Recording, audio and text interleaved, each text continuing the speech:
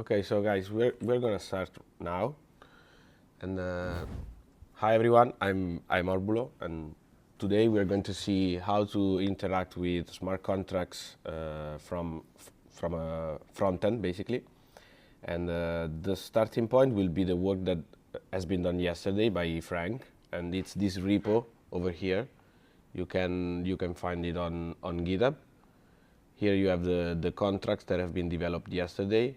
If you were here yesterday, you saw all the process that was behind it, but I think that they should be pretty easy to understand if the Wi-Fi works, hopefully. Okay, so just a little bit of recap of what was done yesterday. We have this campaign factory, which is a smart contract that deploys new crowdfunding campaigns. It uses the USDC address and basically just clones a smart contract, and it's going to initialize it with some parameters. And today we are going to create some campaigns by using this function over here. Instead, the other smart contract is a little bit more complex, and it's the campaign itself. And it has some data, such as the admin, the metadata of the campaign, the target amount of the campaign, since we are talking about crowdfunding campaigns, and the start and end of the campaign. More in detail, we are going to interact with all the functions that we see over here. Hello. And so the claim function used by the admin to claim the funds of the campaign. Withdraw, it's used to withdraw the funds of the campaign. I don't know the difference, but we're going to discover them later. And donate, of course, to donate to a given campaign. When you donate to a campaign, it's going to mint you an ERC 1155, so basically an NFT. And so every time you donate, basically. So yeah, in order to start, we are going to use Next.js as the starter, and more in detail, we are going to use the Next UI starter, which basically gives you also themes and components and stuff like that to speed up the UI development. So I've already done that because I was scared of the Wi-Fi not working, but now it works, so you can do it. So you just need to install the Next UI CLI. Claudio, perdone. Sorry guys. You need to install the Next UI CLI and then just type Next UI init and the name of your project, as you can see, like over here. I called it ETHWarsaw Campus Frontend, basically. And then you need to select app, the name of the project, which will be already populated with the one that you put it, and your favorite package manager. I use Bun because it's faster. So let me know whenever you are done with it. Should be pretty fast, but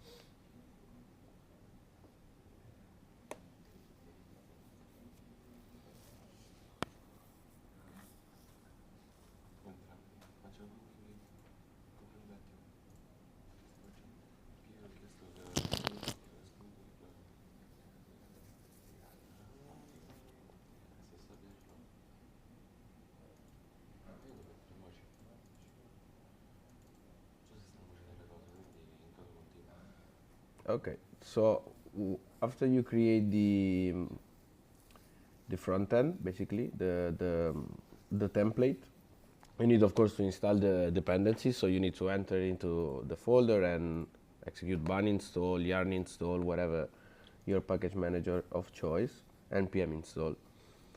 And yeah, so when you're done, we're going to add these libraries over here, which are the three main libraries used to handle the smart contract interaction from the front end, which are WAGMI, VM, and Tanstack React Query, which is mainly used for WAGMI actually. So So you need to add these three inside your UI, basically. Hello.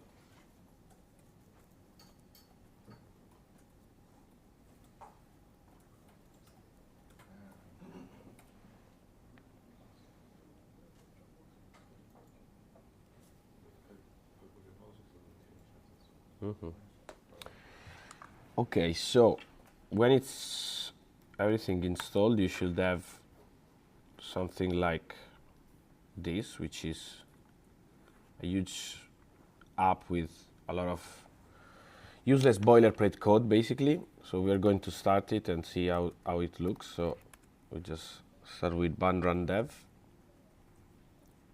We open the browser and we go to localhost 3000.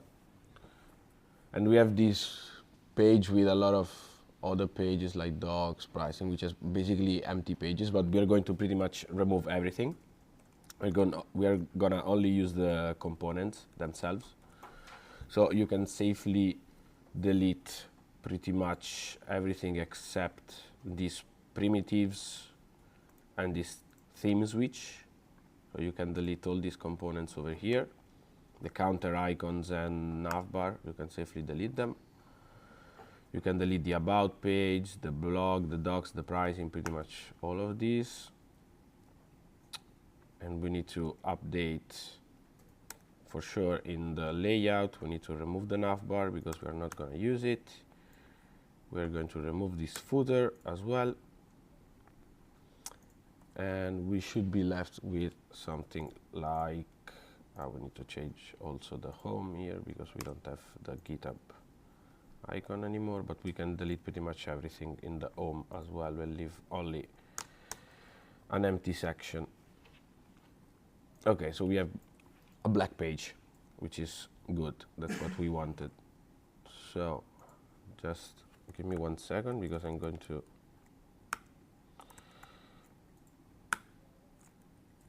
to copy my VS Code configuration.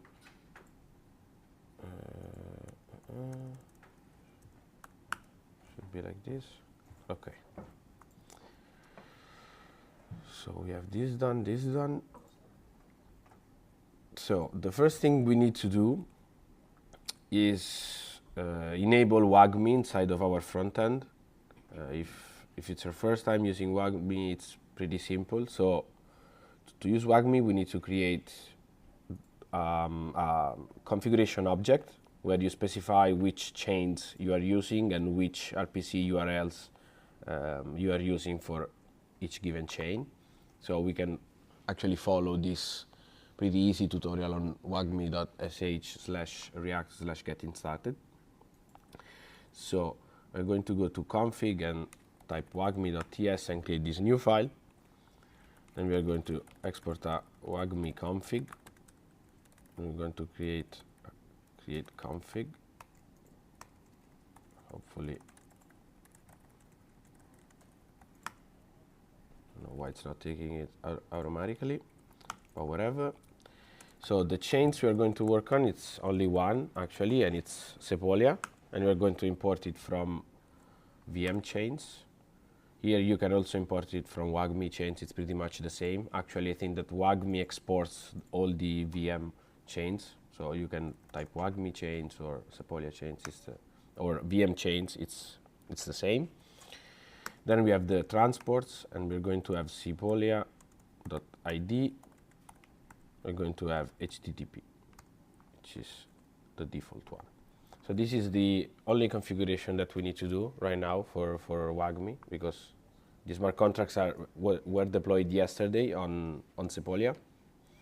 You can see, you have the addresses here of the smart contracts in the GitHub repo.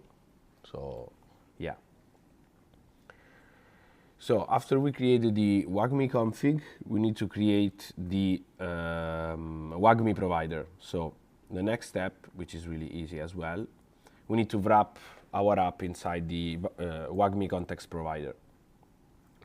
We already have this providers .tsx file, which was kindly provided us by Next UI. So the only thing that we need to do is add another provider here, which is the WAGMI provider. So I'm gonna have a WAGMI config here. I'm going to put the children. I don't know why it's not auto importing, but whatever. This should be WAGMI provider from, should be always WAGMI, I think. And import WAGMI config. I don't know if it's export const, yeah, from config WAGMI. Okay, this one's an empty line. Okay, so now we imported the WAGMI provider. The next step is to also add the query client provider for Tanstack React Query, which is basically used by WAGMI itself. And this is really easy. As you can see here, you just need to create a new query client for Tanstack, basically. And then just add another provider inside here, which should be the query client provider. Query client provider client.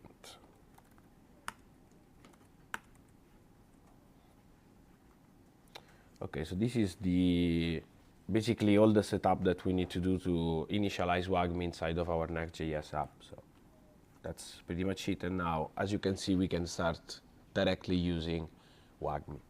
So the cool thing about WAGMI is that it provides us with a lot of hooks that can be used to interact with smart contracts, to retrieve ENS names, to estimate gas, to sign messages, pretty much for everything. And so it's the kind of has become over the years the standard for the front-end development. So the first thing that we need to do, of course, as every app in the Web3, we need to connect our wallet, basically. It's always the first step. And so we're going to go to the next UI page, and we are going to kindly steal one of their navbars. If you go on the left, you have all this menu with all the components. We're going to steal one of their navbars, one really easy, like this one, like the first one. We're going to also remove a lot of their stuff, but so we just copy pretty much everything over here. We're going to go to components and create a new navbar.tsx, and we're going to call it app navbar, otherwise it's gonna break with the other one. And we're going to say return all of these, and then we're also going to steal the imports as well. We are not going to steal the logo because it's useless.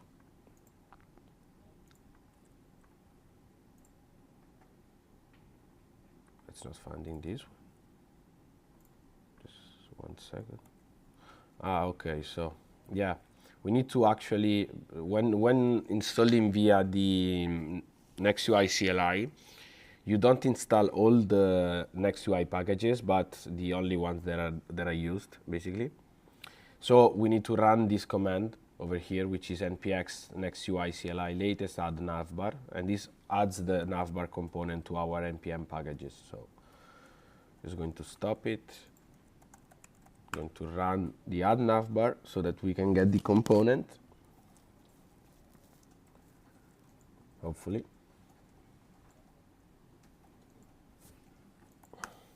We just installed it, but whatever.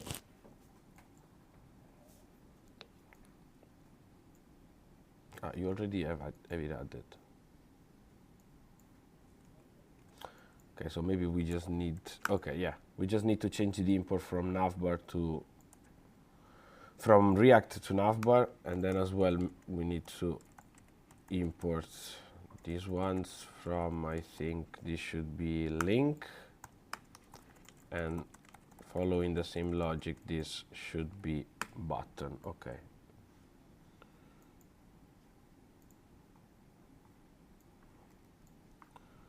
So we are going to add the navbar as before inside the layout. called app navbar and comes from import app navbar from components navbar.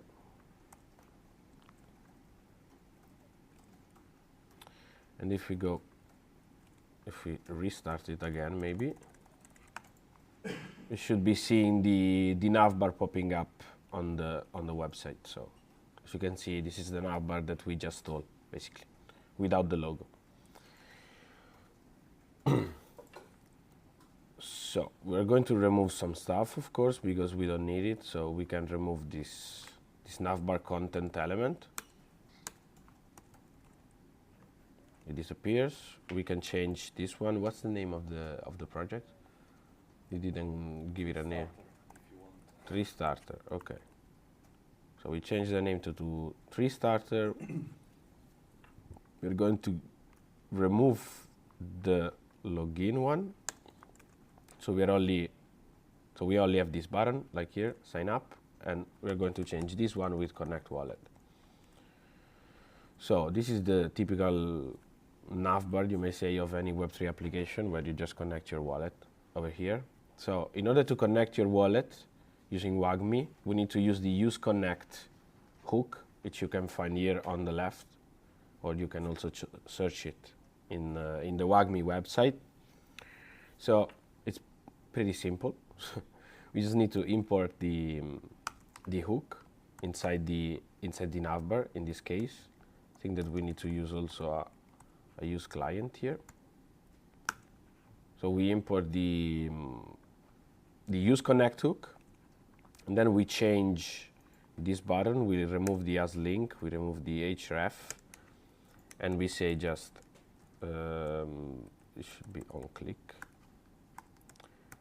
Just say when we click this button, we're going to connect, and this should be injected connector injected. We should can't see anything with these lines, and we need to import this injected over here.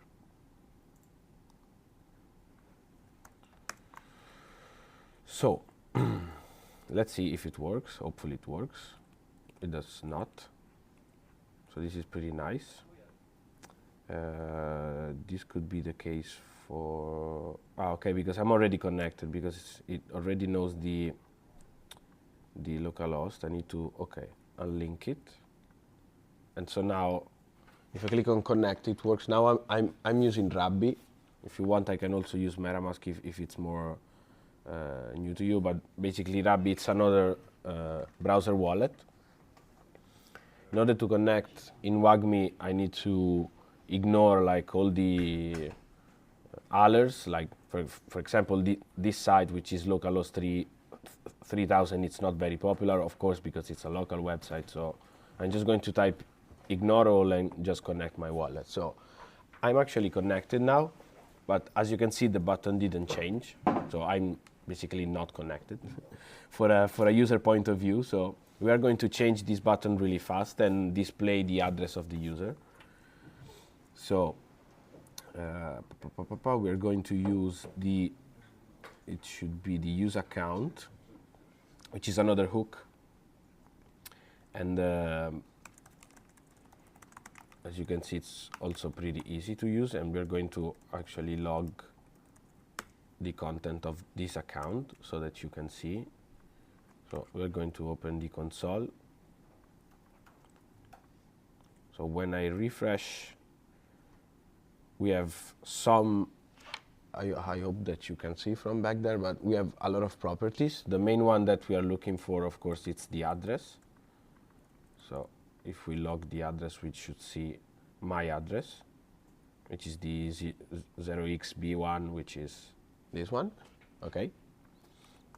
So really easy. We are going to do a little check here, and we're going to say if we have the address, which means if I'm connected, basically, I think that should be also is connected, which is better. So if I'm connected, I'm going to display in the button with the with the address and the possibility to disconnect from the app. Instead, if I'm not connected, I'm going to show the same button as before. So we're just going to copy and paste it here. And so here, inside the button that shows when I'm connected, I'm just going to bluntly paste the address right now, and we're going to remove this connect here because, of course, I'm already connected.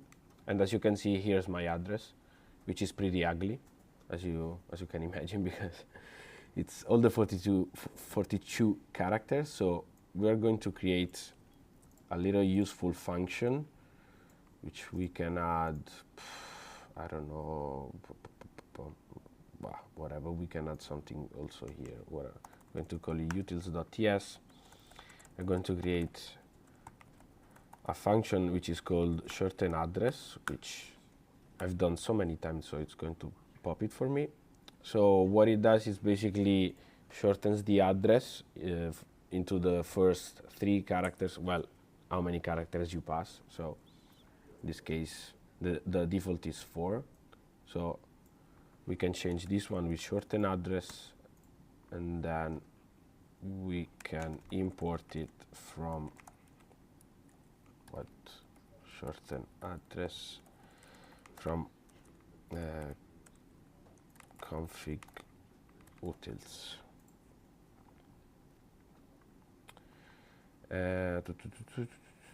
Of course, because this one's the check, so if it's connected, then we have an address basically. And as you can see now, the address it's a little bit better because we have the 0xp1v0, we have the 3 dots, and then we have the rest of the address.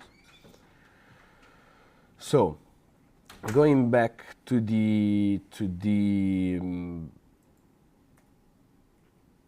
smart contract. So the first thing that we need to do, in my opinion, in this kind of app for crowdfunding, we need to show and retrieve all the campaigns that were created.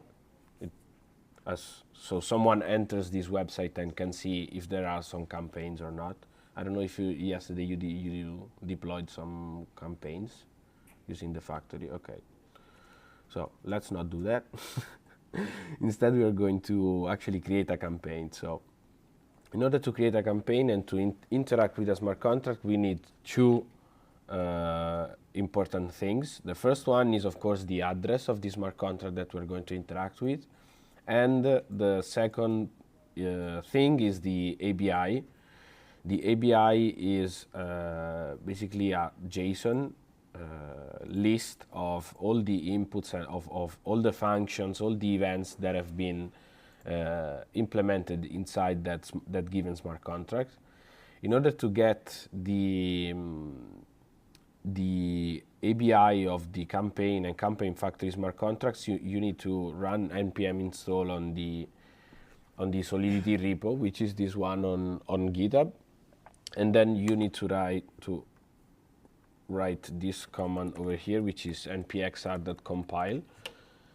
So I'm going to show you actually now this has already everything developed. So if I remove this one and type this r.compile, it's going to generate some typings and some JSON for me, which are these 2 files here. So in order to get the ABI, you need to go into artifacts, contracts, and then you have the campaign.sol and campaignfactory.sol folders. And inside here, you have the campaign.json and the CP factory, which is the name of the other smart contract.json. And we only need to get this ABI over here. So I'm going to copy this list, basically this JSON array, and I'm going to go to config and create an ABI.ts and say export const campaign factory ABI. I'm going to copy it and say as const. This as const is used for WAGMI, and we're going to see later, which is really nice because if you mark it as constant and then you pass the ABI to WAGMI, WAGMI is going to automatically understand which functions are present in the smart contract. So if you're using TypeScript, you get auto-completion and stuff like that, also for the parameters of the functions. The second API, I'm going to copy it really fast, is the one of the campaign itself, and we're going to do the same thing. So we're going to do export const campaign API as const. And so now we have these two huge objects, which we don't really care how they look, so we can leave them closed like this. So, as we were saying, the first thing that we need to do is create a campaign, since there are no campaigns.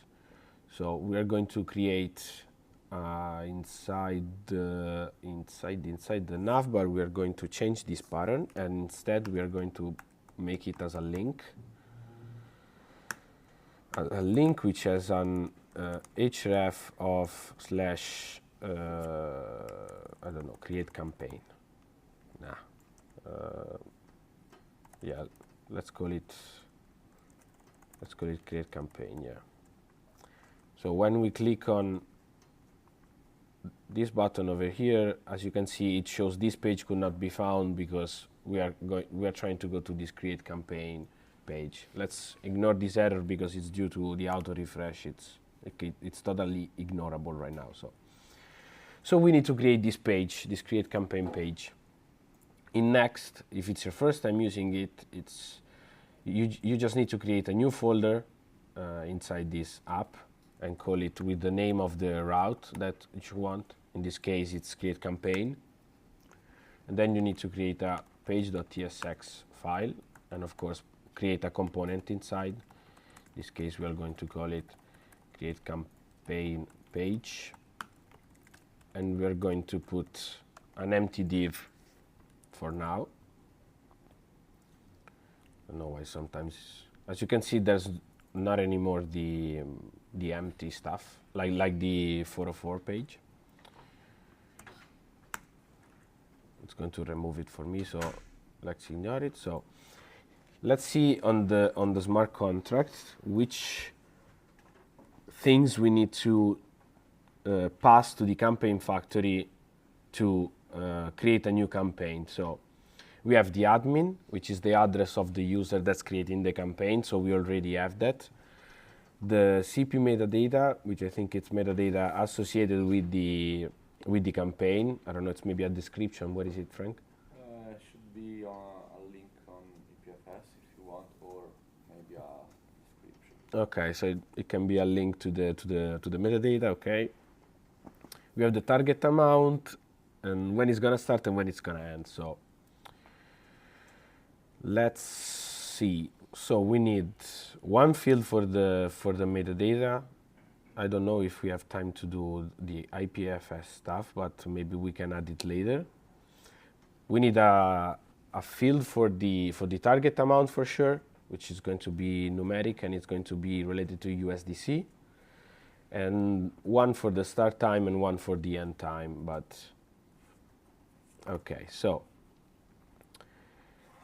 we're going to create over here, we're going to create a section element, and let's not focus really on the UI right now. Let's more focus on the interaction. So I'm going to go pretty fast on this.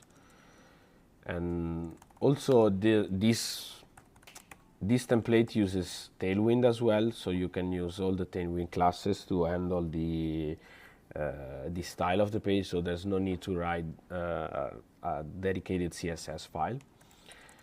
So we're going to create a simple flex and flex column over here, and hopefully there's the input file from Next UI. So we're going to check real fast if we have it, otherwise we need to install it. So Next UI input, okay, amazing, there is. So let's go to the Next UI and see what inputs we need. As I said, we need a numeric one, which should be just changing the type, so we can get one of these. So this is also required, so it's pretty nice. So we copy this one and say type should be number. I don't know what it's complaining about that. So this is the campaign target, well, let's call it campaign goal. if we go here, we have this numeric field. Of course, it cannot be negative, so we're going to say that the minimum is 0, so it can go down basically. And so we have the campaign goal, we said, we have the metadata, which is going to be a text one, and it's going to be a metadata. URI for the campaign, we don't have a default value. We're going to separate these two fields because otherwise it looks ugly. Maybe for it's better. Let's add an H1 and let's call it create campaign. Okay, let's make it like a little bit bigger because otherwise I cannot see it. We can make it bold as well, and maybe we should be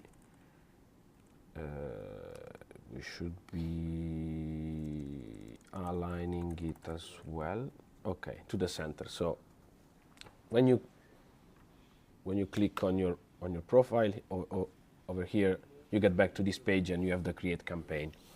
So we said we have the campaign goal, which is a number. We have the where is it?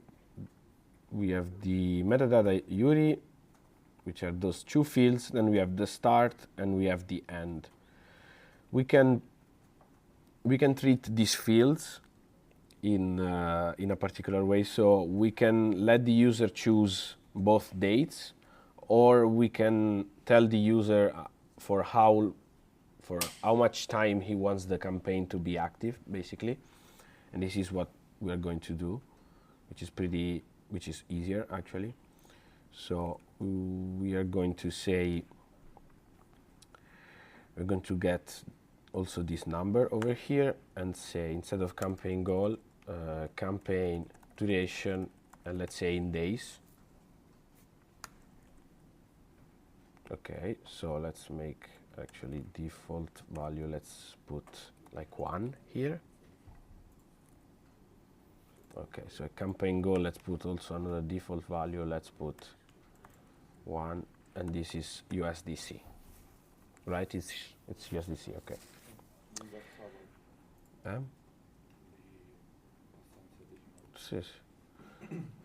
So we have create campaign, and the last thing, of course, it's adding a button. In this case, we're going to add it like primary.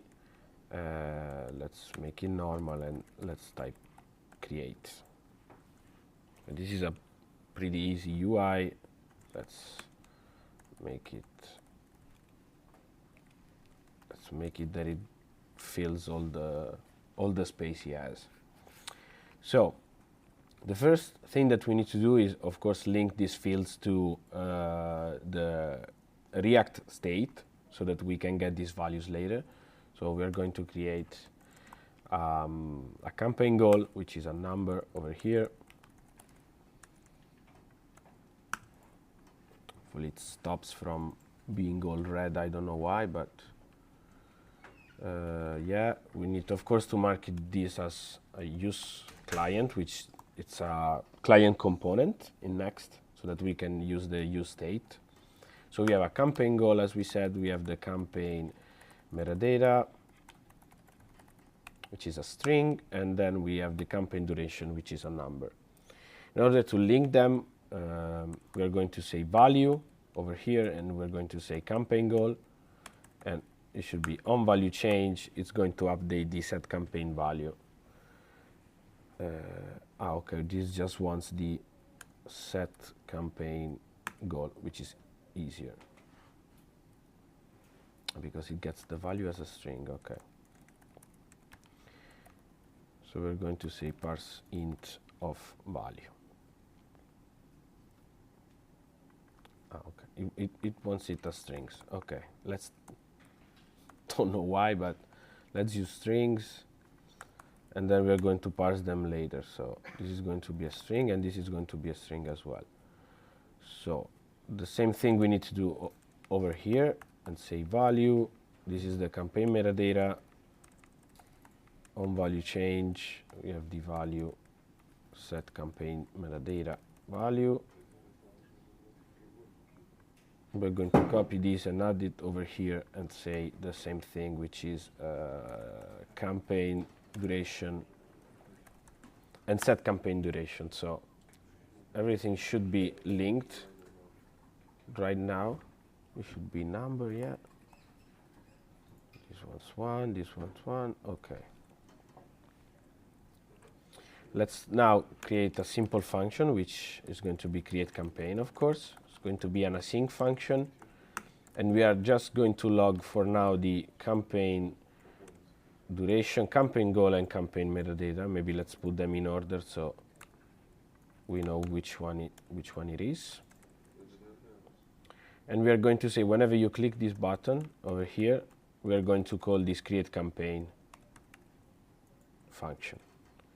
So let's put a test inside the metadata URI, and as you can see, we have one test one. We can change the goal to 10 maybe, and we have 10 test one, and so on and so forth.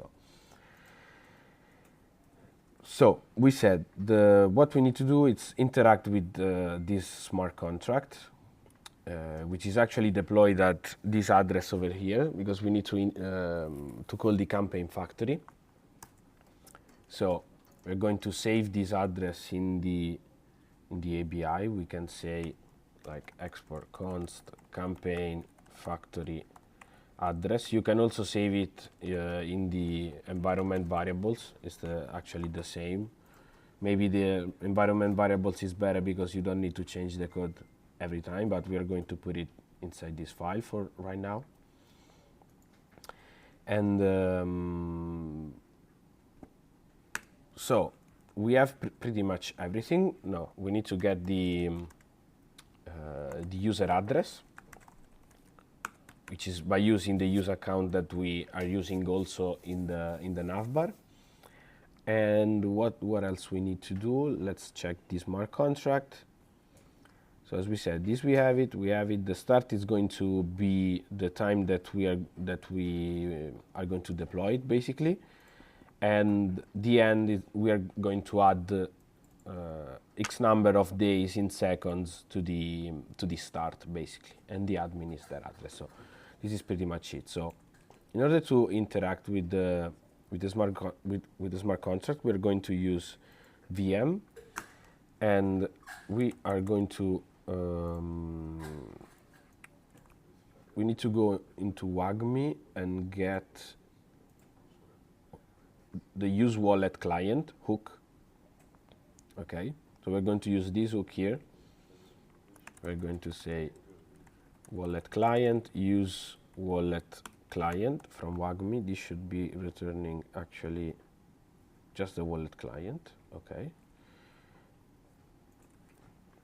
and so we have the wallet client, which is basically the client that we're going to use to execute the transaction, which is connected to the user wallet. We can log it when we click the button here. We have this object with, well, actually we need to get the data, and we're going to call it wallet client, so this should be better. So we have some functions like deploy contract, we have send transaction, and so on and so forth. We also have write contract, which is the function that we are going to use. So we're going to say transaction hash. In this case, we're going to await wallet client. In this case, we need to check if it exists or not, but let's assume that it exists. And we're going to use write contract. So this is going to get some args. The first one is the ABI, which is the huge JSON list that I was importing before. And this is the campaign factory ABI. Then it gets the function name, which, as you can see, as I was telling you before, it's reading directly from the ABI which functions are available if you use TypeScript. So it's pretty easy. We are going to use the create CP, which is the create campaign function. Then it gets some args, which are the arguments of the function, and also these arguments are type safe as well. So the first one is the address, which is the admin. The second one should be the campaign metadata. The third one should be the goal.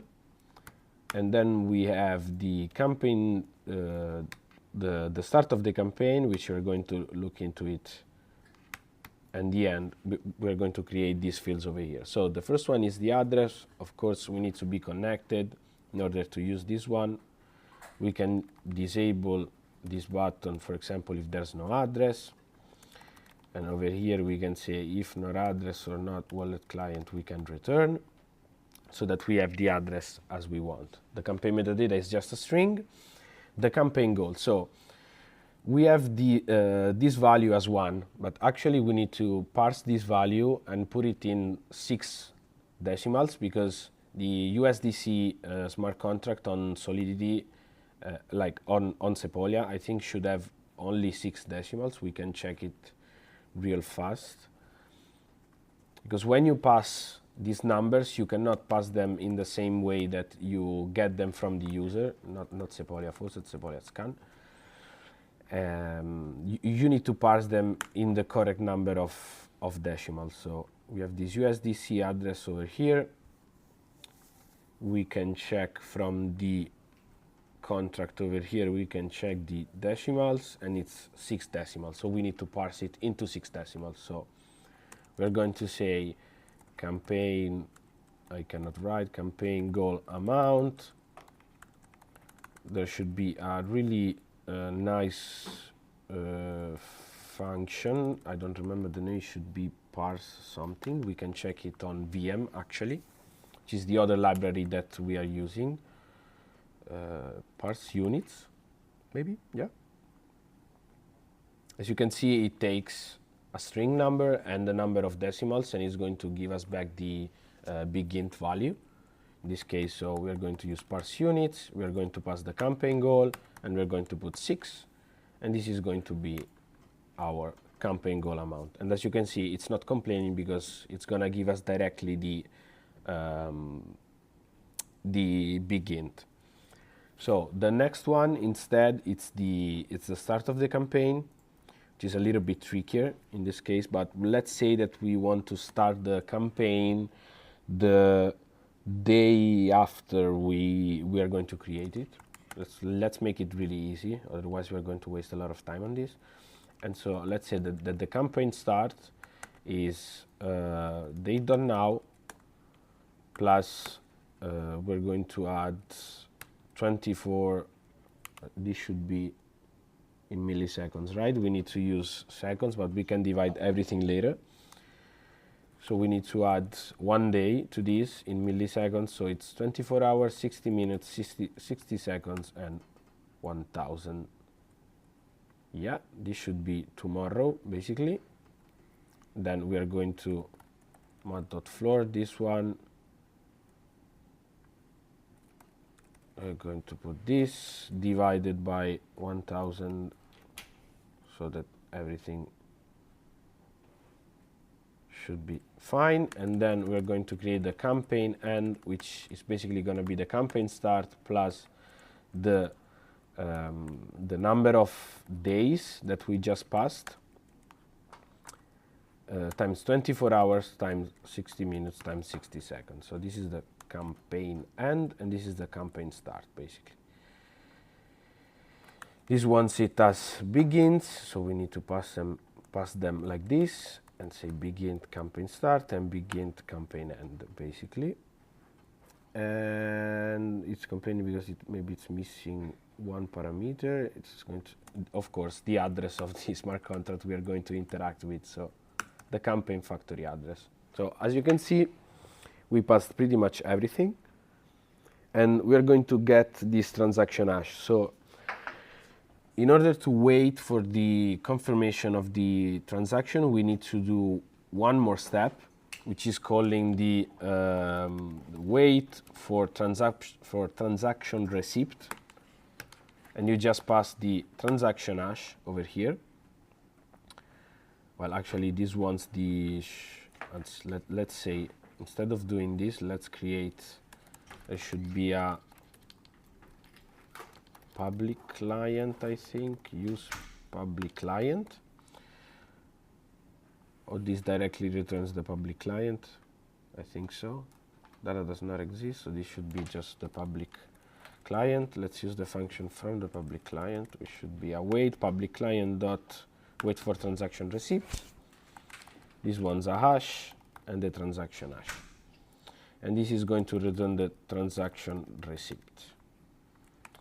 So let's log this one. Let's say transaction receipt. Here we can log console.log the transaction hash. And hopefully, if I did everything correct, we can execute our first transaction. So let's put a campaign goal of 2. In this case, we are going to, I don't know, add a fake URI right now. And then let's say that the campaign duration is 2 days.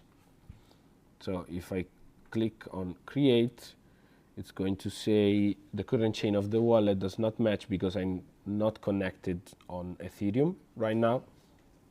So we can add this little check over here, which is we're going to use 2 hooks. The first one is the use network. It should be called, or use chain ID. Yes, use chain ID. And this is going to return the current chain ID that the user is connected to. And then we're going to get instead the use switch chain hook, which instead allows us to switch chain from the app, basically. And this should return a switch chain async function. So what we do is we check if the chain ID is not 1155111, which is the chain ID of Sepolia, which is the chain that we are on.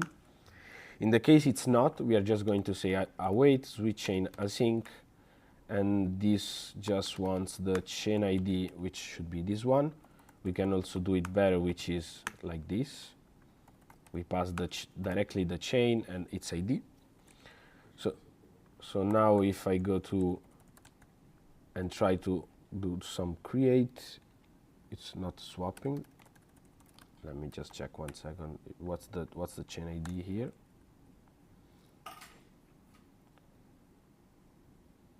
The current chain of the wallet does not match. Maybe it's an issue over here. I don't know why it's not. Let's change it directly here for now, and this should be working. Then we're going to check why it's not working. But as you can see, if I click on create, it's going to prompt me for a transaction, and we can basically sign it and send it, and let's see if it's going to create a campaign or not, basically. So we click on confirm. This is the transaction hash. We can go and check it on Sepolia. This is the transaction receipt as well. So if we go over here and put the hash, actually the scans are slower than VM, so that's why we already have the receipt over here, but instead here we still are waiting. So we interacted with our smart contract, which was this one, I think. Yeah, so 26 seconds ago. And we should see, I think, in the logs, I think that Frank is going to give us the address. I don't know. Yeah, we have this campaign created over here, and it's going to be somewhere over here. So we need to, of course, the smart contract is not verified, so we cannot see it from here, but we are going to take a little bit of a break right now. So we can take a break right now and then move later. Okay, so starting back from where we finished. So the last time we created a new campaign, that was the transaction. Now what we need to do is retrieve the campaign on our front end. So we have the website over here. We need to go on the home page, and we're going to retrieve everything in the home page. So since we are not using the metadata right now, we're going to give them some random names to the campaigns. But so the easiest way in this case is by using events, the events emitted by the factory. For that case, we need to use another hook from Alchemy, which should be blah, blah, blah, should be this one, the use watch contract event. No, not the use watch, it should be events. Let's check. I don't remember which one is it. Should be one that gives us all the events, or no? No, so we need to use VM for that. So we need to retrieve all the events from a given contract. So we go into contracts. As you can see, we should have this one should be for creating a filter, and get contract events uses retrieves the events. So what we need to do is, when we load this page, so we're going to use the use effect hook from React. Remember also to import the use client in this case. We're going to create a function called fetch events. So this fetch events going to be async, and then here we're going to create a variable in the React state for the event. So set events. The use state, we're going to give it an any. Right now we can check, we can change it later, and we update the import. So we need to get, as we were doing before, we need to retrieve the public client in this case. So we use the use public client hook from WAGMI, and then we go to contract events, and we say await public client dot get contract events, get contract events. Okay. Then we need to pass the ABI, which it's always the campaign factory. What's the name? I don't remember. Campaign factory ABI, yes, here. So the campaign factory ABI, and we need to import it from campaign factory ABI. We need to import it from the /config/ABI. Then we need to pass the address of this smart contract. In this case, it's the campaign factory address. Then we can also pass the event, and as you can see, we only have one event defined in the smart contract, which is CP created, and this should return all the events that were deployed by this smart contract. So if we need to give him a start. No, it's not start block, it's from block, and we are going to give it as a from block. Since this is the first one, we can give him the block of where we created the first campaign. So in this case, it's this one. Usually you should put the block when the smart contract was created. That's the best practice, basically. So as you can see, we have one object over here. We have this event, which is a CP created event. We have some addresses. We have the CP address, which is the campaign address, and the CP admin, which is in this case it's my address. So if we take this address over here and we go on Sepolia and check it, we should see a smart contract over there. So as you can see, here's a smart contract. So of course, it's not verified and stuff like that. So we're going to set events equal to the contract events or an empty array. And then really easily here, we're going to map and iterate all the events. And we're going to, let's see if card is installed. Hopefully it's installed over here. So you say card from next UI. .card, it's not here, so we need to add it using the command. We're going to create some cards in the home page using next UI. So we go to card, see we need to add it using the CLI from next UI, which is this simple command.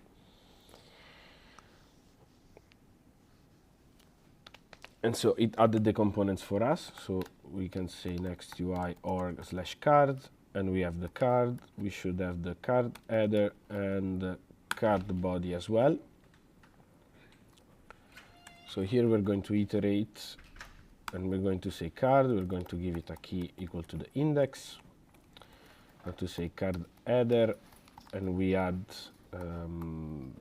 we say campaign index +1. Let's make it really simple. So that's the name of the campaign.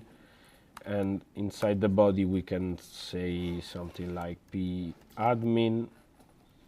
And here we can put the event dot args dot cp admin should be.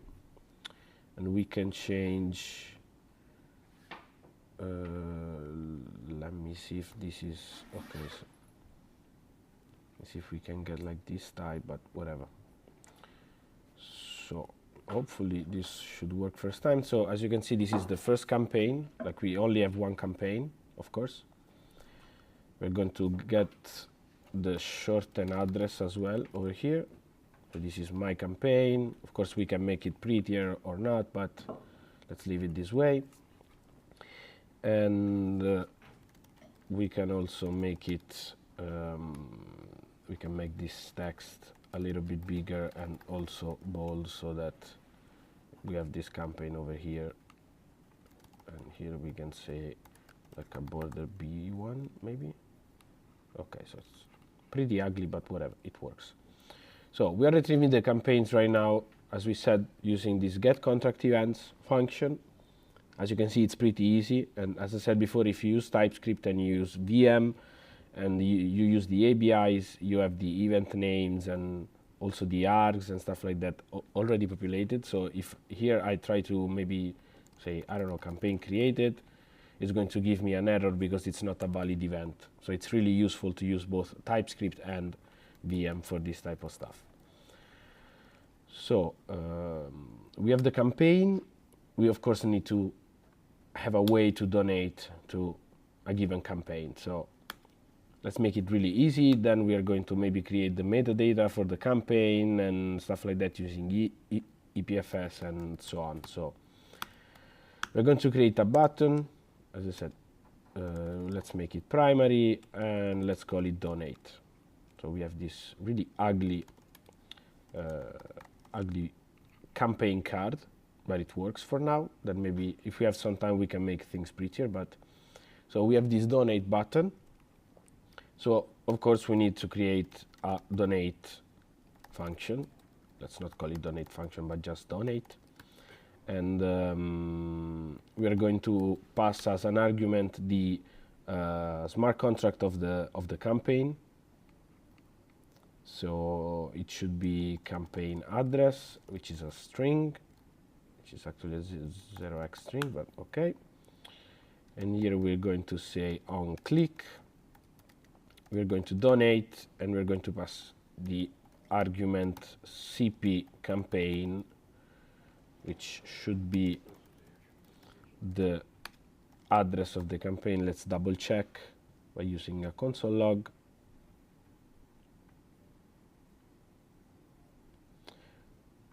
It should be this one. It should be args cp address. Okay, so not cp campaign, but cp address.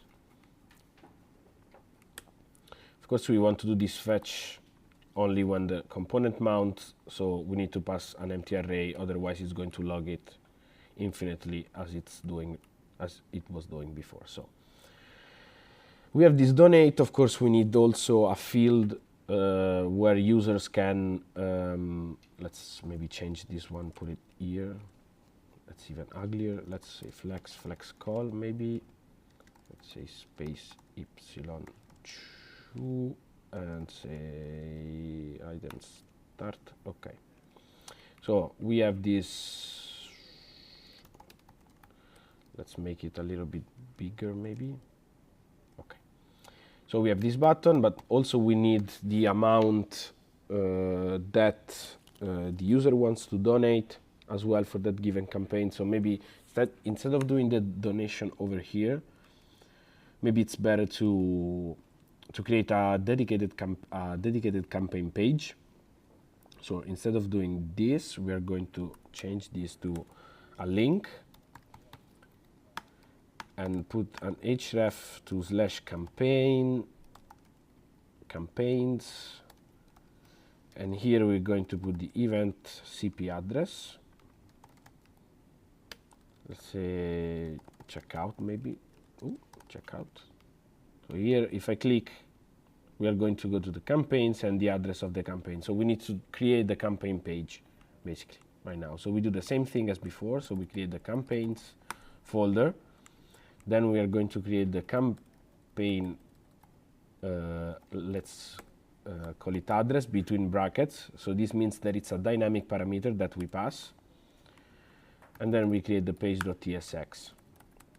And here we say export default function create campaign page,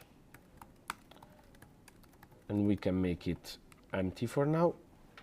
And as you can see, there's no more the 404 error on the page. So we are inside a given campaign. So to interact with a campaign, of course, we need to retrieve the address from the URL. We can do this by next. If we go on the next documentation, we can go into the dynamic routes documentation, which should be this one. Make sure to select the app router here because we are using the app router.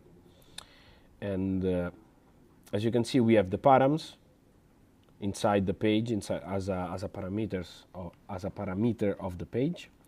So we can go over here and just say params of a type params address string in our case, because the name of the parameter is address.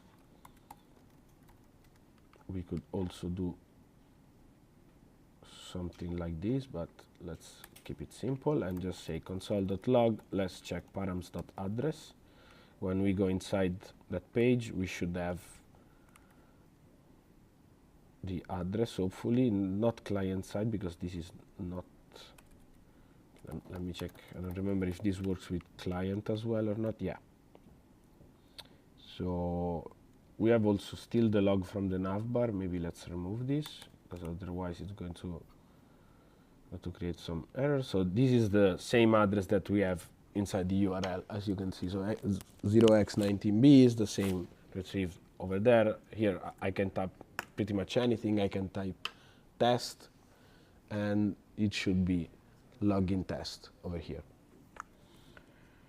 So let's go back to the other one. So this is the address of the campaign. So we can say const campaign address. We just say params.address. So let's see now how we can interact with this given campaign. So the first thing to do, for sure, as we did before, we need the wallet client that we were retrieving before using the WAGMI hook, the use wallet client hook, of course, because we are going to execute a function on a smart contract. And the functions that we need to develop are several. The first one, of course, is the one to donate. Then we need also to check to get the address of the user.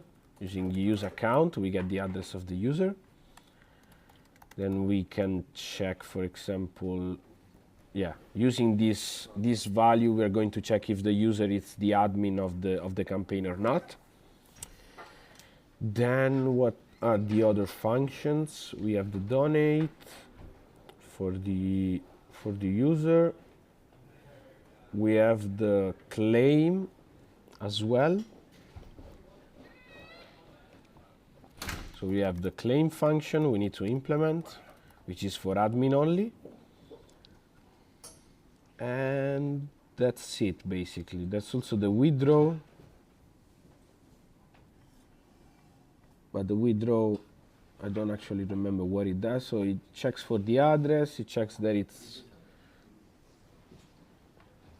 the goal was not reached. Okay, so the withdraw function is going to be used whenever the goal has not been reached but the time has expired. So we're going to create this function. So anybody can donate, so we don't need to do any check over here.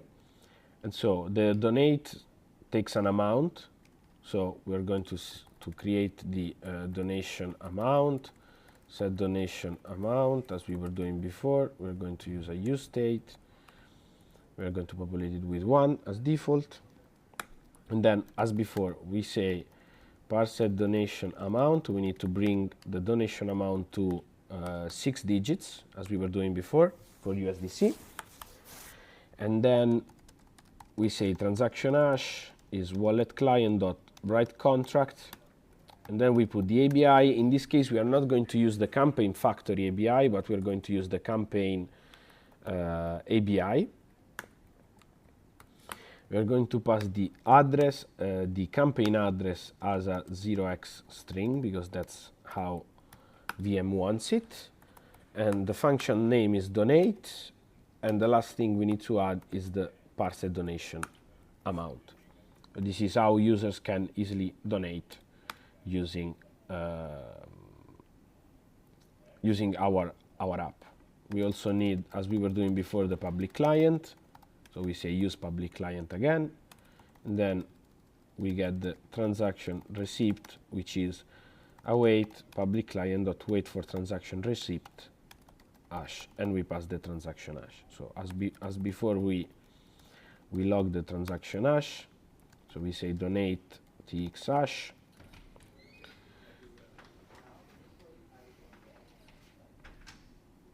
Yeah, we need, of course, to check if the transaction hash exists, otherwise it's going to cry. And we say as well donate transaction receipt. So as before, we are going to create this really simple section that we can copy from here. So we are going to get this one and put it here. Maybe if it wants to collaborate with me, it should be easier. So pretty easy. As before, we have the campaign over here, and we can put the campaign address maybe shorten.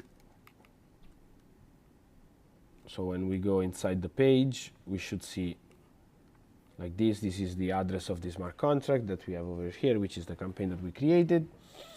Then pretty simple. Then we will go and pretty things up. We can copy this field over here, which is an input field with a number, and we're going to change these values to donation amount and set donation amount.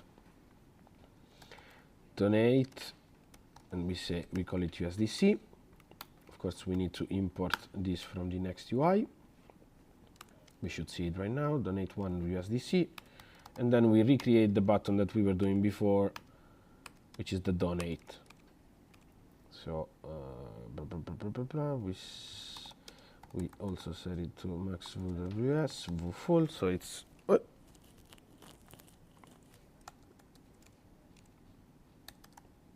XS full. Okay, so pretty easy, pretty simple, and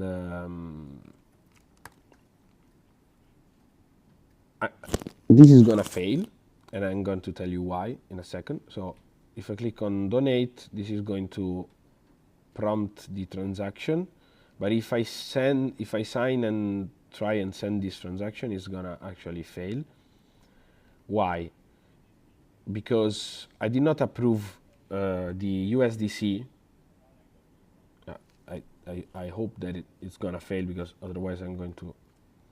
It should fail because I did not approve USDC spending, and so it's not the smart contract. The smart contract is not going to be able to pull the USDC from my account. So let's wait for the transaction to fail, because it's gonna fail soon, hopefully. As you can see, we get an error over here, which says ERC20 transfer amount exceeds allowance. What does that mean? It's that, as I was saying before, I did not approve the campaign smart contract to spend my USDC.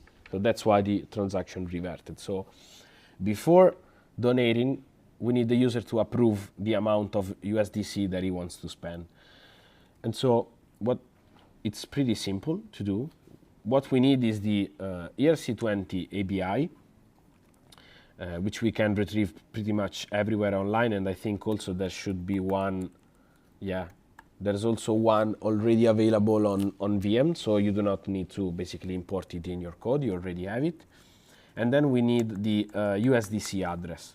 The USDC address, it's available in the README. It's this USDC over here. You can get some USDC on Sepolia using the faucet from Circle. I think you get like 10 USDC per day or per hour, I don't know. So we go back over here and we say export const USDC address, and we paste it here. And then we are going to perform the check. So we're going to say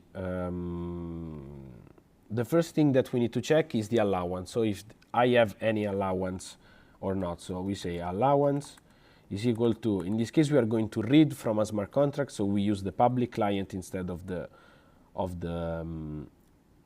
wallet client.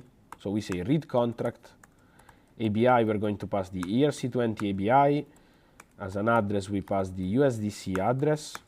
As a function, we are going to call the allowance function. And args, the first argument is the address of the user. We're going to put it like this. And the second one is the campaign address as a 0x string. So this is going to return the amount of allowance that the user has for that, that the campaign contract has for that given user. So if we log the allowance and quickly comment this so that we do not go into the transaction again. If I click on donate, allowance I have 0. Of course, I need to spend 1 USDC, the allowance is 0. So we are going to check. So if the allowance is lower than the amount of money that we want to donate, we are going to create the approve transaction. So we say approve TX hash, and we are going to do the same thing that we did with the donate. So we use the wallet client and the write contract function. So we are going to say the ABI again, the ERC20. We are going to say the function name is the approve. The address is the USDC address, and then the args, we have the campaign address of the address of the spender and the parsed amount. Just let me, if allowance or if not allowance, okay. And so this is going to create the approved transaction, but of course we need to await also this transaction. Otherwise, we we need to wait for the approved transaction to be confirmed before sending the donate one, of course, because otherwise the donate transaction is going to fail again. So, and we say approve transaction receipt is equal to public client dot wait for transaction receipt. It's basically when you develop front-end for Web3 apps, you use almost every time the same functions, but they're really easy to use. So, and we need as well to check if the approved transaction hash exists. And we're going to log it. We're going to uncomment this part here. Let's re-import this one. Let me change this with this because it should be. Oh, it's not finding it. Config. Whatever. Let's leave it like this. If it works, don't change it. So let's see. Since this is a custom network, of course the Rabbit stuff it's not that beautiful, but this is the first transaction. There is two, as you can see, is 0x1c, which is different from the address that we have over here in the top. So we are actually interacting with the USDC, so we are approving basically. So I click on confirm. This is the transaction hash of the approval. So while this goes, now it's waiting for the transaction receipt, of course, as I was saying before. When the transaction receipt comes, we can perform the donation and spend our 1 USDC. As you can see, that was the This is the approved transaction receipt, and this is the second transaction that the user has to do, and it's going to go to the 0x19b, which is the campaign contract. So if I'm going to click sign, I'm going to click confirm. This is the second transaction that we can open from another page. So hopefully this is finished. As you can see, the first transaction was an approve with spender and value. You can also decode the input data from here. As you can see, the spender will be the campaign, and the value it's 1 with 6 decimals. So we have 1, 2, 3, 4, 5, 6 decimals, so that's 1. And the second transaction hopefully has finished, and as you can see now it didn't revert, so it went perfectly. We donated 1 USDC to the campaign, and we received an ERC 1155 with token 1 because we donated to the given campaign. So as I was saying, the next steps are we did the campaign, that's the donation.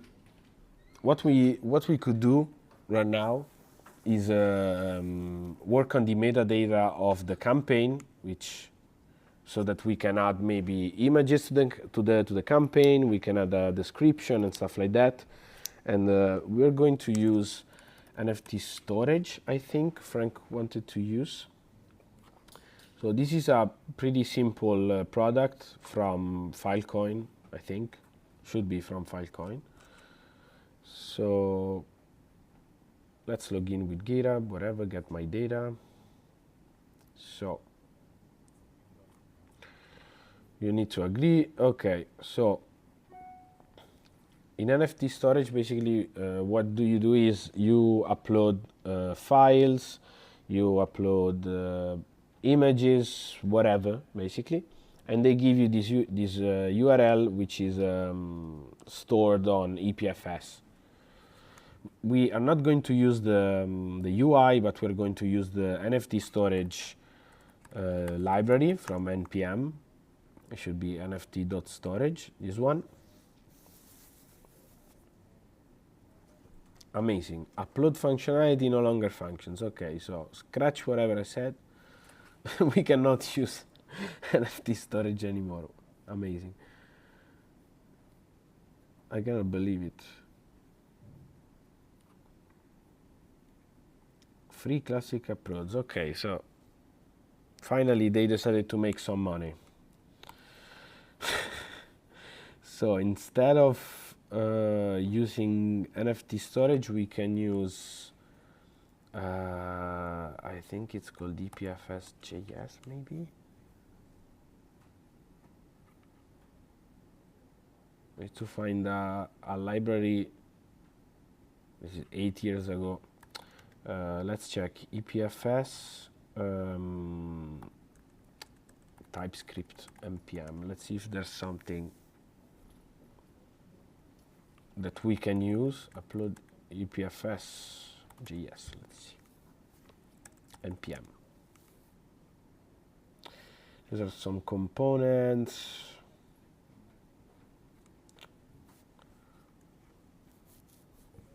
Let's see what library he's using. So he's using Web3 storage, which was NFT storage before. No.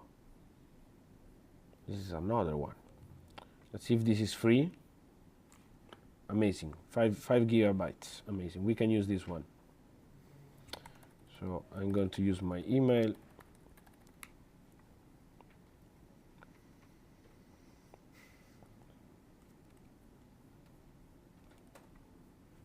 We're going to register and use this Web3 storage instead.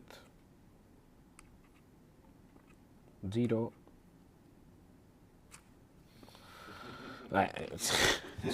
You think it's normal? Okay, whatever. So I need to subscribe for using 0 money. Do you know any solutions for the EPFS storage that we can use that does not require a credit card? No. Third web? No. Let's see if maybe ETHWeb loves us and we can use ETHWeb. If they use the CLI, we can use the SDK. Okay. Maybe. Let's hope we can use ETHWeb. It's the third one. Let me log in with Rabbi. Can connect. We're going to send a message.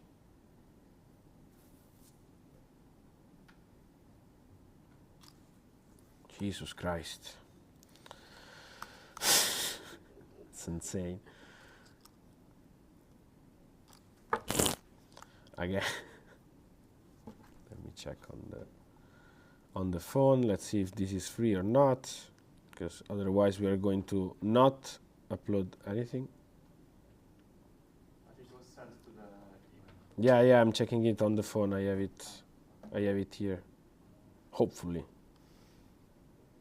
iCloud.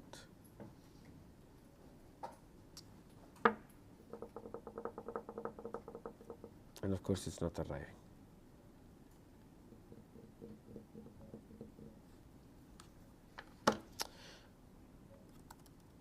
I should have already an account, maybe. Yeah.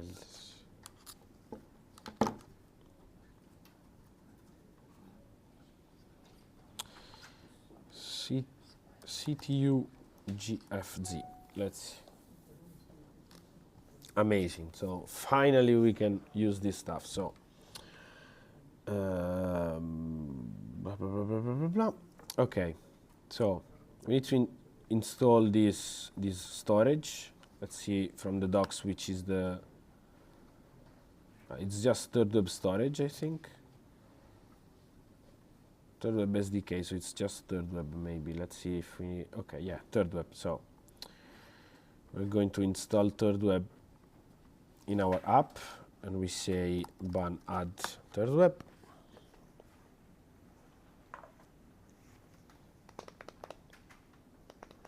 Okay, so we have ETHWeb now installed on our app. So we need the ETHWeb secret key.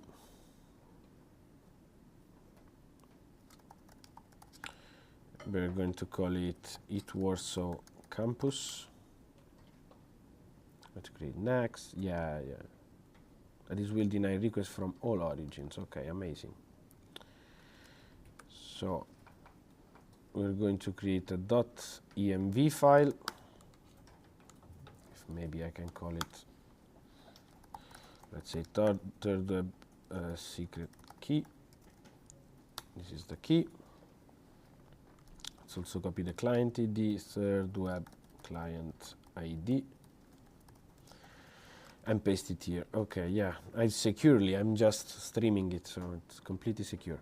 So we need to create our ETHWeb client, it seems. So let's go back to the create campaign page, which was here, I think. Yeah. So instead of having the metadata URI here, we're going to change, and we're going to create we are going to give a name, a description to the campaign, so it's more readable. So we're going to change the create campaign page and change and say we want the campaign name. We're going to want also the campaign description as well. Campaign metadata we can remove. This we are going to remove it surely. We can give it a name, we can give it a description. Yeah, let's make it easy, then we can add something later. So we can say campaign name here and set campaign name. This is going to be campaign name. And we can do also a text area is required. We can call it campaign description. Okay. So this is pretty easy, and we should see, wow, that's insanely large. Okay, so now we have the name, the description. Maybe we can change the order so that the name is the first thing that the user inputs. Okay, so we have the campaign name, the campaign description, the goal, and the duration in days. So what we need to do is upload this file to third web before we call the create campaign function. So we need to create an object and we call it campaign metadata, and it's going to be name, campaign name, and it's going to have a description, which is going to be the campaign description. And following the third web stuff, we need to create this client. So this is not really secure, because maybe we need to do this on the back end. So we're going to create an API, which I think it's better, because otherwise we're going to expose our secret key to all the users. So we're going to create an API, we're going to call it upload, and it's going to be a route.ts, and it's going to be export async function post, should get a request and a response, I think. I remember it does need to be from, okay. So from the body we're going to get the campaign name, the name, and the description are going to come from the rec.json, which is the body that we are going to send to the request. And then we're going to create this third web client, which should come from the third web package. So create third web client. Okay, I don't know why it's complaining right now. It's not assignable. Secret key. Ah, okay, because we need to pass it like this. Let me see if the third web secret key. Okay.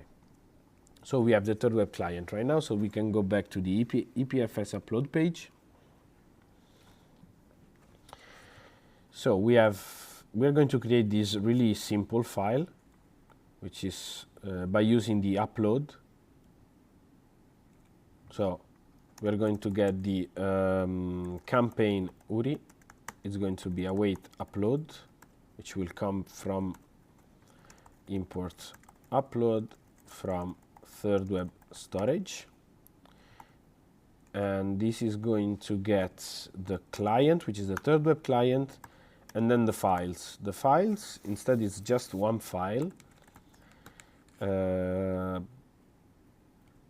are going to generate a random UUID, so a random identifier. We can add this package,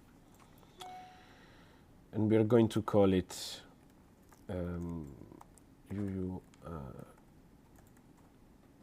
it should be from import v4 from UUID. This is going to generate a new file, a new file name basically, and then this should be the this should be the content. Sorry. So the content should be here, and this is the name of the file. Inside the content, we are just going to stringify basically name and description, and so put the content of the JSON file as a text. And this is going to give us back this campaign URI, which is a string.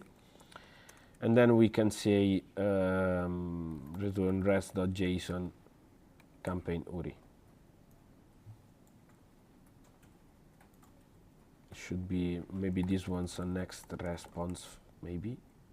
Don't know why the linter is not working, but next response from next should be from next API response. Now it should be response and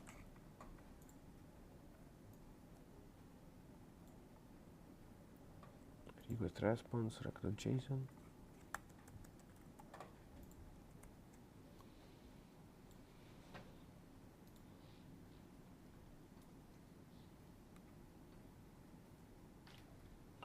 To request, I don't know what is going on. Yeah, maybe it's response, but yeah, okay, that's why. So okay, so we have this pretty simple API. We pass the name and the description of the campaign. We upload the file using third web, and then we get back the URI. So We're going to use fetch in this case. So we say upload response is going to be a fetch call to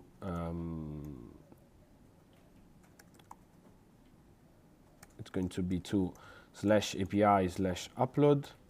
Then we need to pass the method, which in this case is post. We need to pass the body, which is the campaign metadata. Then we need to pass some headers as well, because we want to pass the content type as application.json. Then we have the upload body, which is going to be upload response.json, because it's going to return as a JSON as well.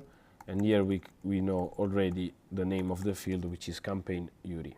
So we get this campaign URI and we pass it inside the create CP function. So let's see if everything works, hopefully.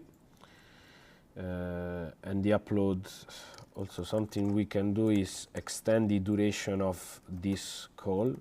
So let's make it that it lasts at least 30 seconds. The problem with EPFS is that it's really slow, and so sometimes it may block your request if you have some timeouts.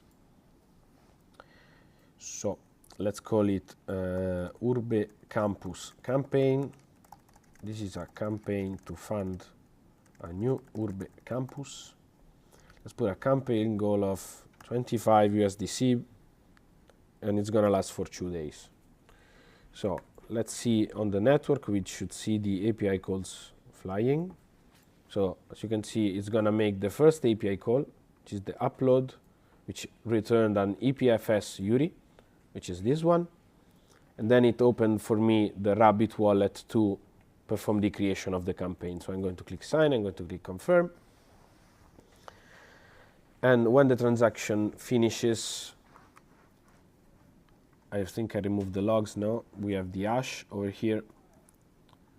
If we go and check the transaction until it finishes, we also now have the data, and we can see on ETHWeb as well, if we go on our dashboard, which was here's the storage dashboard. Hopefully, these are really old files, but hopefully it should come another file. I don't know if they already uploaded here or not. Where was it? I have too many tabs open right now. So the transaction is finished, went successfully. We deployed, this was the approval. We deployed the new campaign. So if we go in the home page, we should have the campaign over here, as you can see. So I'm always the admin of this campaign. Let's change this home page because it's really ugly like this. Instead of having it like this, we can put it as a grid calls 3 maybe. Okay, and we say MX auto maybe, no. Pretty ugly, but it's going to put them on like 3 columns instead. So let's go into the second campaign, because it's the one with the EPFS metadata. And what we need to do now is retrieve that metadata and show it, basically. So what we need to do is, when we enter the page, when we enter the campaign page, we need to perform a call to the smart contract to retrieve the metadata. So we say when we have the campaign address, and when we have also the public client, because the public client needs to be initialized, if not public client return.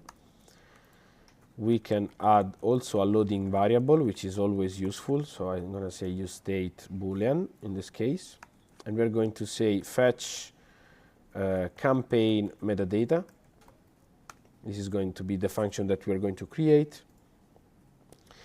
Here we can say if we are loading, we are going to show like there should be, I think, a loader or something, but for now we're going to leave only this, the address of the campaign in this case. So we need to develop this fetch campaign metadata function, which should be really easy to do. What we need to do is read the campaign metadata from the smart contract.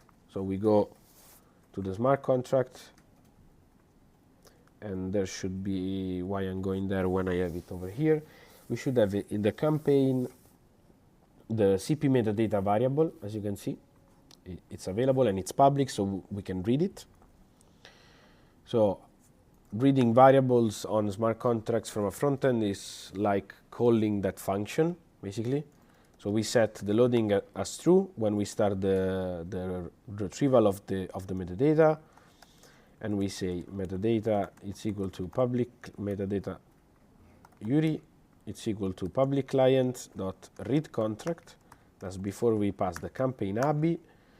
We pass the campaign address.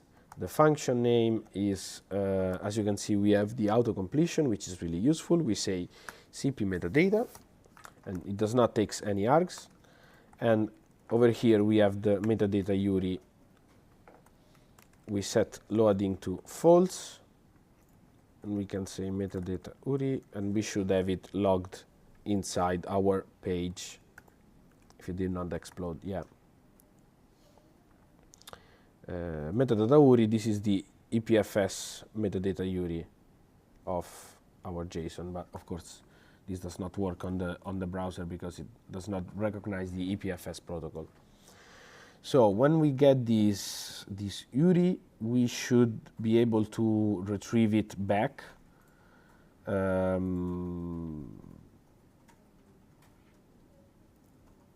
We should be able to retrieve it back, and we can use this stuff.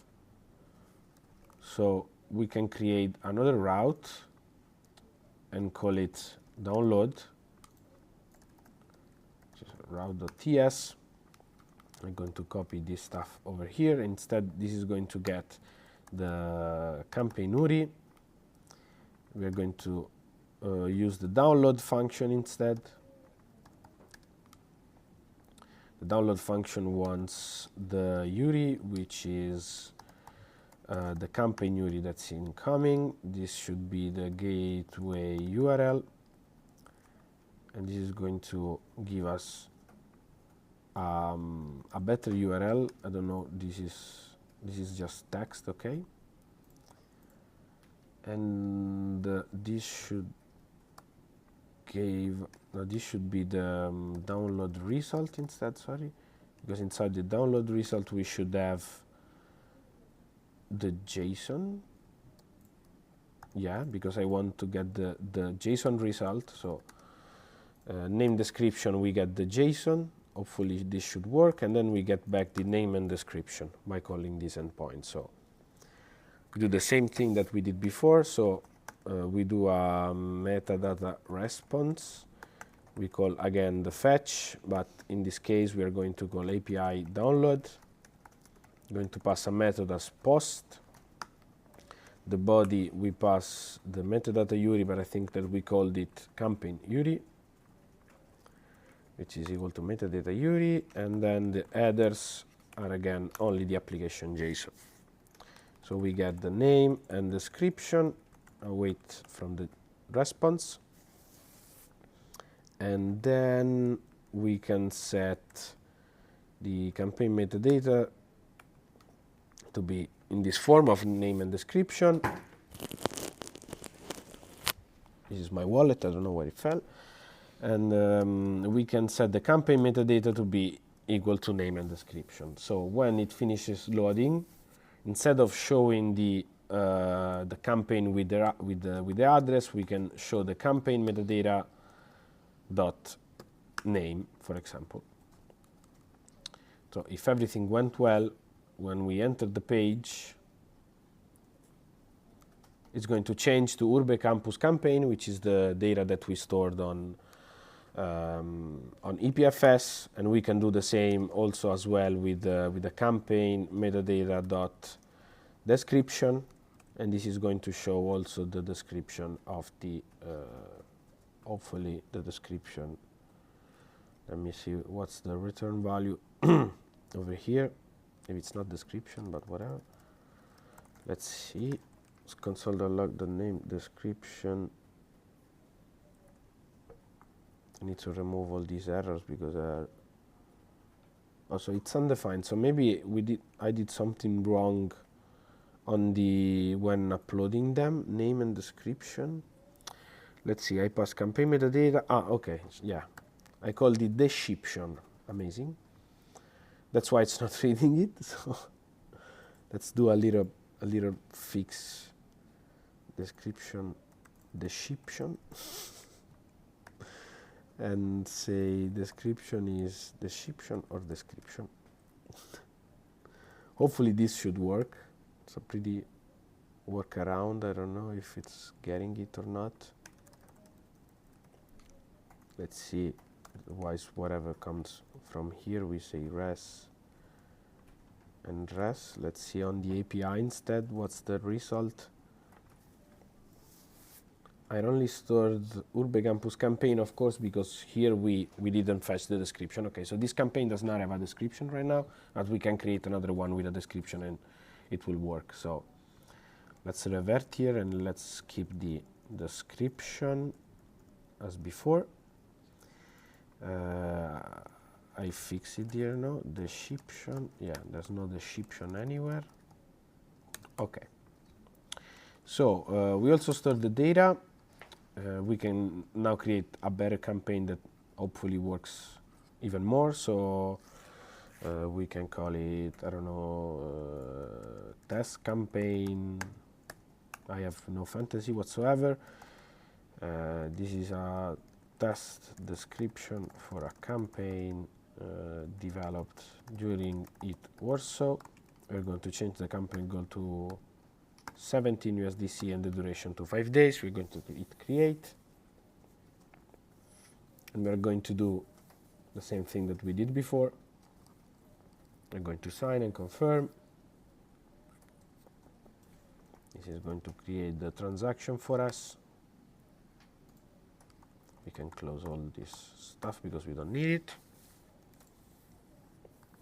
Transaction should be executed. No, not yet.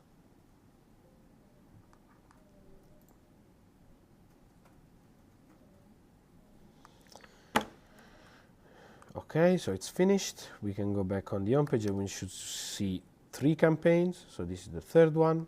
If we go onto the page, we see test campaign and we see the description. This is a test description for a campaign developed during ETHWarsaw. We can also read other data of the campaign. We can also read not only the metadata URI here. We can also read, for example, you can change this one to a promise.all, and so it's going to execute all these functions that we pass in parallel, basically. So we want to retrieve the metadata of the campaign. We want also to retrieve the goal as well, which should be target amount. So we say campaign goal, and we say over here public client.read contracts.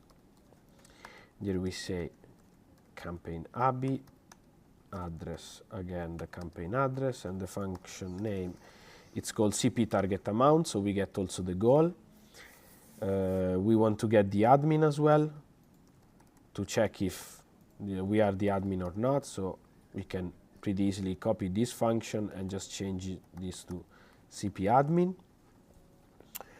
And we can also check the campaign end, so campaign end. Remember, these are in order, so I'm adding them in order. So the first one retrieves the admin, the second one the goal, and the third one the end. We're going to update this one and say that the metadata contains also the string, the goal, and the end. The goal, it's a begint. The campaign end, it's a begint as well. And the admin instead, it should be a 0x string, if I'm right. No, it's just a string, whatever. So let's change this set data here. So we have goal equal to campaign goal and so on. Of course, these values need to be populated, otherwise the campaign does not exist. So we can update the page. So this is a test description for a campaign, blah, blah, blah. We can also put a field and say, for example, span, we can put it in bold and say goal, and put the campaign metadata dot goal USDC.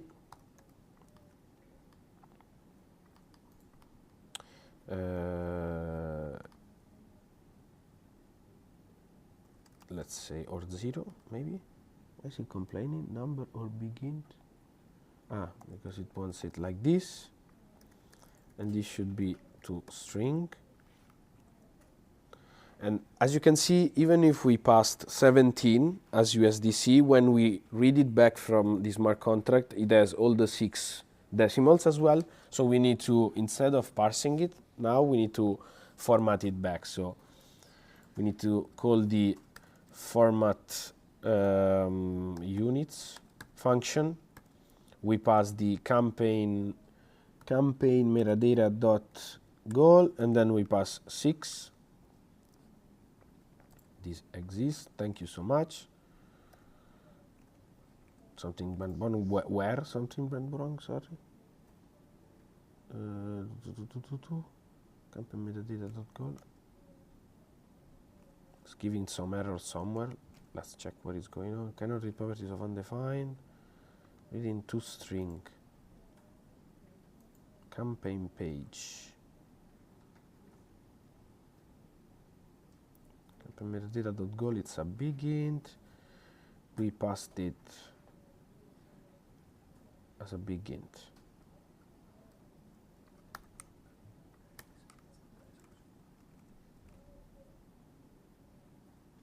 Can read properties of undefined. So campaign metadata is undefined actually. If loading or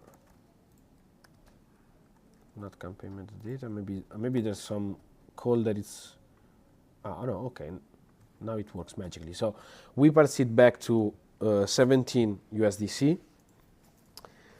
We can also check, as we said, the end, so the date when it's gonna end. So we can say end date. We're going to say new date from a number which is the campaign metadata dot end. We need to put it in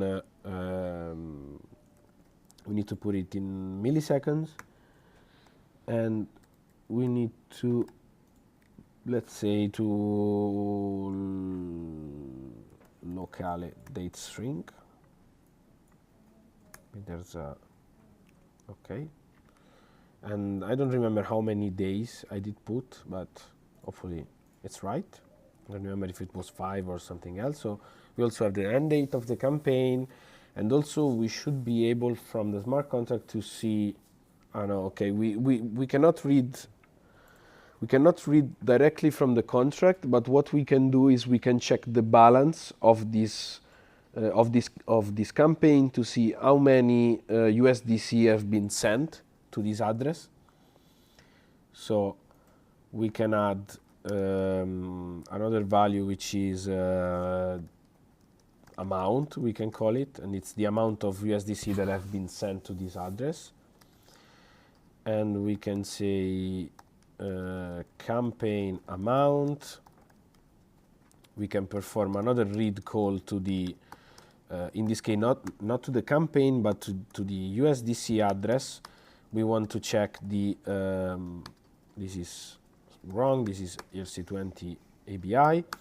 We want to call the balance of with the campaign address as an argument, and then we're going to set the amount equal to the campaign amount, and blah blah blah. It's over here, hopefully it works. Okay, and we need to show it over here to see how many USDC have been donated to this account, to this campaign, and in this case of course it's 0. Now I'm going to donate 2 USDC to this campaign. If I click on sign and confirm, now I'm approving like before the spending of my USDC. And hopefully this is the second transaction instead, which is the donation. We should have the hash of the, what is this stuff? This is the donate hash. When the donate hash finishes, we can refresh the page and see the amount of USDC that have been donated. It should change to 2, basically, when this finishes. Okay, so I donated 2. If I refresh the page, now this is wrong, it's not goal, but it's received, donations received.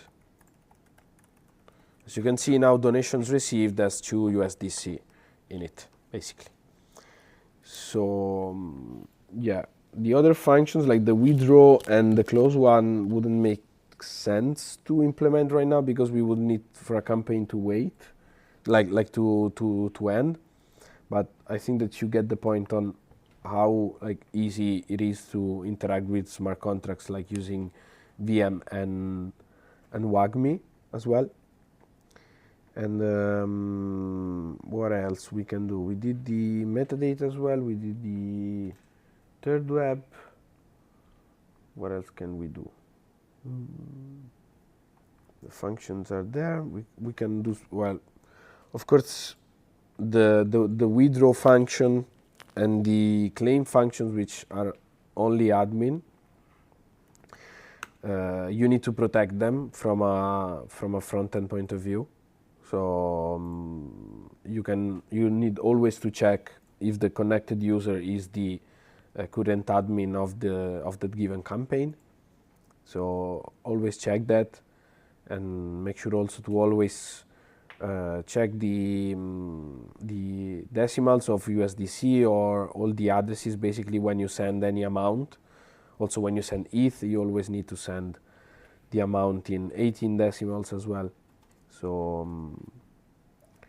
yeah, I think that's pretty much it. If you have any questions, thank you.